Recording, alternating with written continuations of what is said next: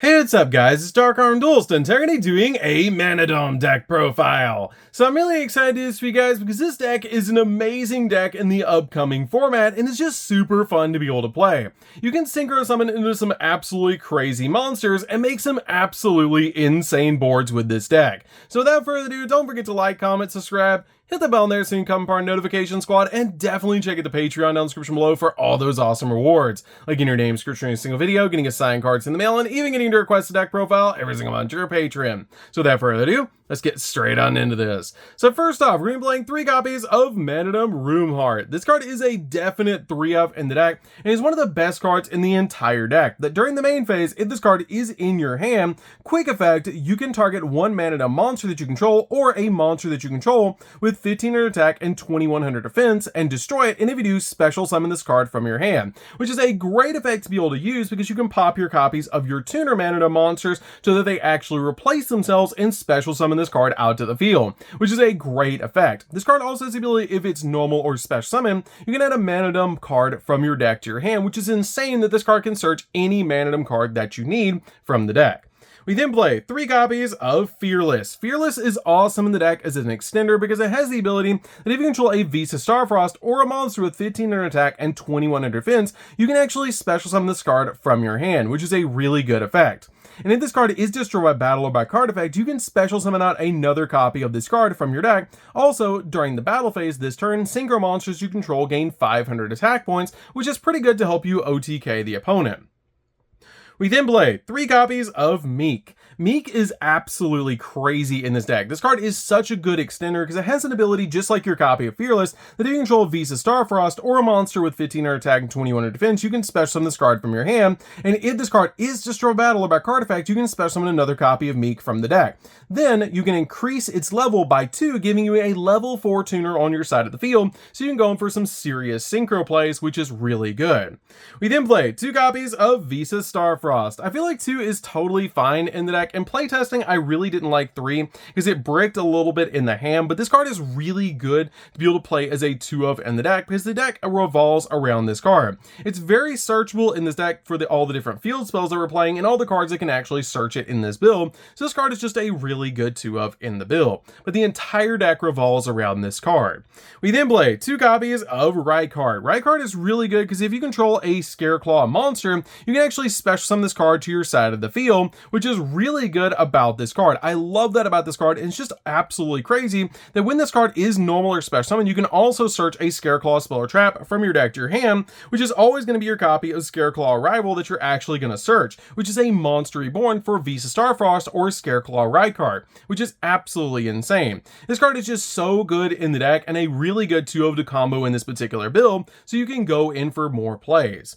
We then play 2 copies of Elemental Hero Prisma. I really like playing 2 copies of Prisma in my build because this card is just absolutely insane. If you open up a copy of Prisma and you're only playing 1 copy of this card, you have 3 copies of Hero Lives in your deck that you cannot use anymore, which is why I like playing 2 copies of this card, because it's almost like playing 3 copies, or 4 copies really, of Visa Starfrost, which is really good because we have a new fusion monster, Astrolabe, that you can actually reveal in the X deck and then send Visa Starfrost from your deck to the graveyard and then turn Prisma into Visa Starfrost, which is really good. Then you can link the copy of Visa Starfrost away for Lightheart, and then you actually get to search Rykphobia, then activate Rykphobia, searching your copy of Rykard, special summon Rykard, and then you can grab a copy of Scareclaw Arrival, which is a monster reborn to bring back Visa Starfrost, and then you have all sorts of combos from there, which is really cool. I love that about this deck. This deck just has so many insane plays, and it's so good to play this build.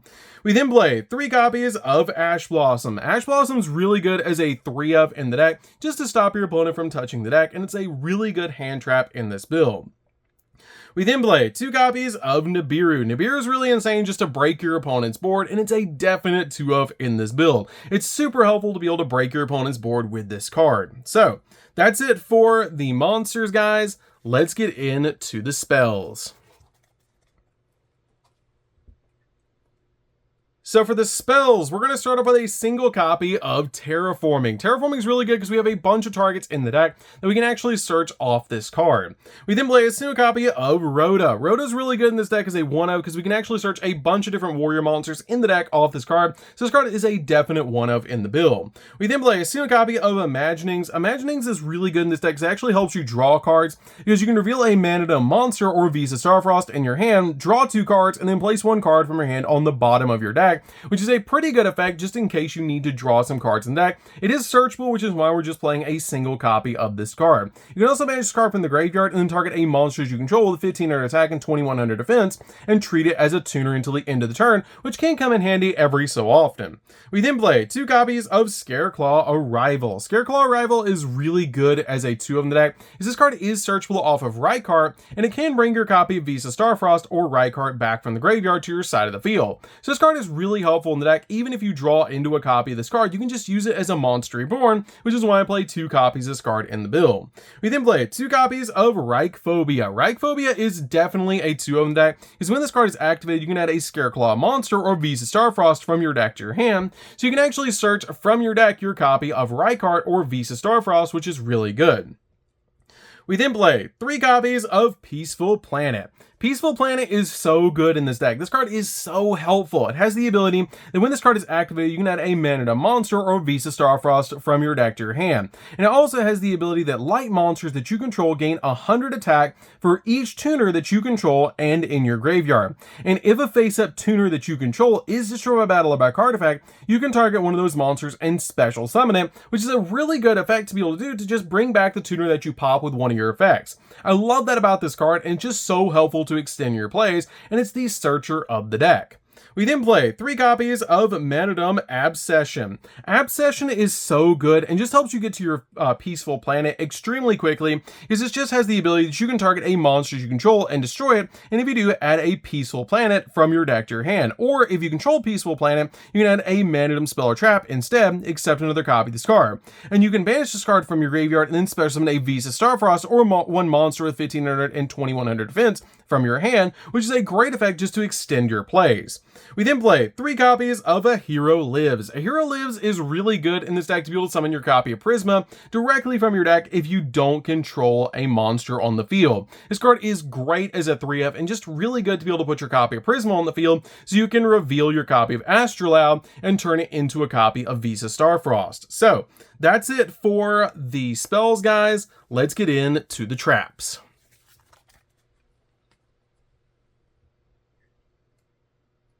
So for the traps, we're going to start off with 3 copies of Infinite Impermanence. Impermanence is a definite 3 of the deck just to stop your opponent's monster effects and lock down entire columns of spells and traps. This card is really good as a 3 of in the deck to combo with our other hand traps like Ash Blossom and Nibiru.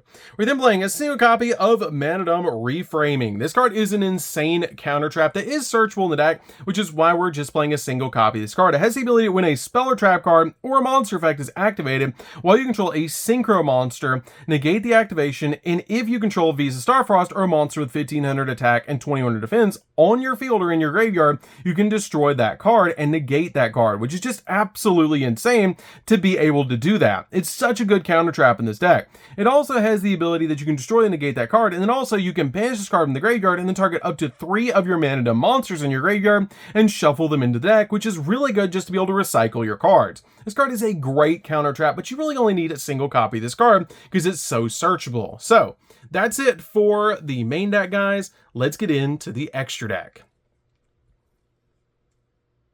So for the extra deck, we're going to start off with a single copy of Prime Heart. You really only need a single copy of this card. This card is awesome at helping you OTK your opponent, and something really interesting to note about this card is it takes 1+ tuner monsters and a light monster to be able to make this card, which is really insane for the requirements of this card. And it has the ability this card can attack a number of times each battle phase up to the number of tuner monsters used for this card's synchro summon, so you can actually use multiple tuners, which is absolutely insane. And this card was synchro summoned using a Mannadium tuner as material, your opponent cannot target it with card effects. And if this face-up synchro summon card in its owner's control leaves the field because of an opponent's card effect, you can special summon one monster with 1500 attack and 2100 defense, or a Visa Starfrost that's banished or in your grave, which is really good that this card actually replaces itself.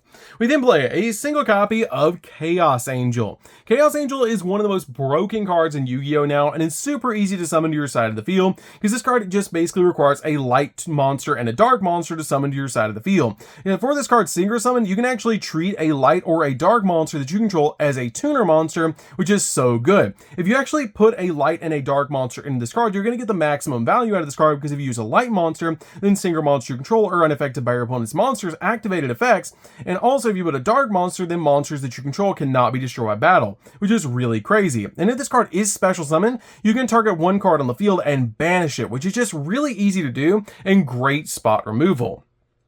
We then play the new Bysteel Synchro monster. This card is actually really easy to summon to your side of the field with the Excel Synchro Stardust Dragon. This card is great because when this card is on your side of the field, you can target a banished light or dark monster, which can be Visa Starfrost, and special summon it back to your side of the field, which is an insane effect. This card is also a walking negate, which is really nice, and it's a definite one-of in this build. We're then playing a single copy of the Sword Soul Supreme Sovereign. As you guys can tell, this deck makes level 10 synchros like crazy. This card is just really good in the deck as a one-up and one of the best options to be able to make in the extra deck. We then play a single copy of Baron de Fleur because it's the best level 10 synchro monster outside of Chaos Angel in the entire game, and it's a great walking negate in this deck that you can make extremely early in combos to prevent yourself from getting Nibiru. We then play a single copy of Excel Synchro Stardust Dragon. This card is great in the deck because you make this card and then bring back your copy of either Fearless or Meek to your side of the field, and then synchro summon into your Bysteel Synchro monster, which is really good to be able to just summon out that card. It's very easy to do, and it's a really awesome card to be able to make in the deck because you want to be able to make that Bysteel monster because it does require a non-tuner dragon monster, which the Stardust Dragon is. We then play a single copy of Stardust Charge Warrior. Stardust Charge Warrior is in the deck as a one-up, because if you synchro summon into this card, you get to draw a card, and sometimes you will have a level 2 tuner on your side of the field and a level 4 monster, so you're going to want to make this card. We then play 2 copies of Astrolaud. Astrolaud is insane because you actually don't have to use polymerization to make this card. So you want to play 2 copies of this card so you can reveal one with Prisma, which is really good. And it has the ability it must be special summoned from your extract by banishing the above materials from your field or graveyard, which is going to be a Visa Starfrost and a monster with 1500 attack and 2100 defense. So basically one of your heart monsters plus a Visa Starfrost makes this card. It cannot be destroyed by battle, and if this card is special summoned, then you can target one other monster on the field and destroy it. And if you do, this card gains attack equal to half of that monster's original attack or defense points, whichever is higher, so this card can get absolutely massive. We then play a single copy of Access Code Talker. Access Code's really good to be able to pop cards on the field. It's just a great option to be able to make in the deck. We then play a single copy of Appaloosa because your inboard usually consists of this card to be able to give you multiple negates on the field, and it's just a really good monster to put on the board. We then play a single copy of Nightmare Unicorn to spin stuff, one copy of IP Masquerena to be able to make Unicorn or your copy of Appaloosa during the opponent's turn, one copy of Cross Sheep. This card is a really awesome combo piece in the deck and really important for this deck to be able to use for its fusion effect, that if you fusion summon, you can actually special summon a level 4 lower monster from your graveyard back to your side of the field. You're always making this card, and it's very important, especially with Astrolaud so easy to summon in this deck.